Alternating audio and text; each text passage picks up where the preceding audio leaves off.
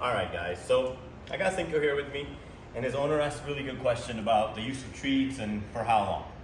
And I really get that question a lot, so I want to take a moment and talk a little bit about that and simultaneously show a couple things that I learned about him and the progress we've made with him with the food stuff, right?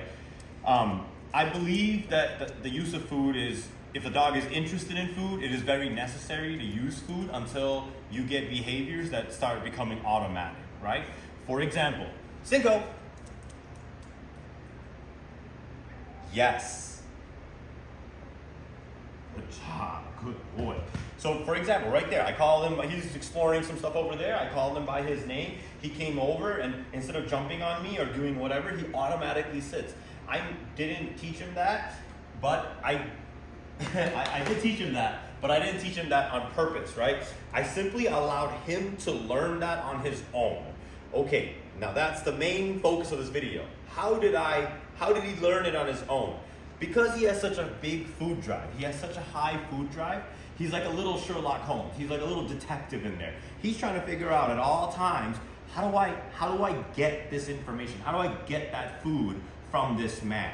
So he starts problem solving. A lot of times when a dog's like this, they'll often jump, and he used to do that a lot. Like he would just jump and try to get at whatever's in your hand and harass you for it. And he bites hard, and if you have it in your hand, he'll try to like just come at you. I showed him that all of those things are gonna have zero value. I simply just like waited him out. After his little investigation, he saw jumping wasn't gonna get it for me. Biting his hand wasn't gonna get it for me. Doing X, Y, Z wasn't gonna get it for me. And all of a sudden, one time, he decides he's gonna put his butt on the floor, and then magically, I said the word yes, and I provided him with his food. So he really wrote that down. He was like, okay, those things for this man, in order to get what I want, which is food, this is what I must do. So pretty quickly, a smart dog, a food-motivated dog, will go and learn these things on their own, and they can use that power of investigation to learn a whole lot of negative things. For example, if you're holding a donut in your hand and the dog jumps and it knocks the donut off, you better believe that dog just learned jumping is a valuable thing for him, right? He will jump and try to get everything from your hand from that day on. And believe me, if it works, he'll continue to do that. However, if he comes over right away and he sits down and that's how he gets what he wants, pretty soon he's gonna come and sit for you all the time, right? So we've been doing a lot of that kind of stuff. We do the basic stuff and we do complicated stuff. Again, he just understands like, oh, if I get up on that thing, he's gonna give me something to do. He's gonna be some good boy. Okay, come on.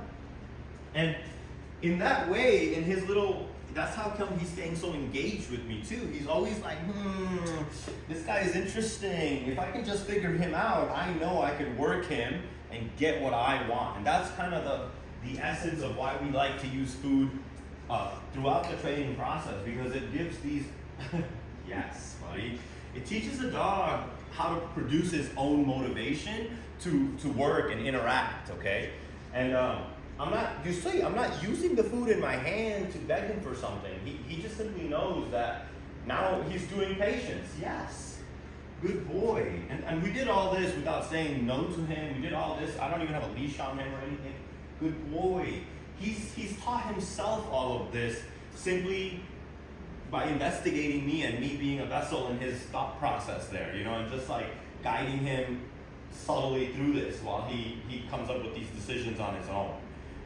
Anyways, guys, I hope that makes sense. If you guys have any questions about that, or you want me to go a little bit deeper on that, please let me know.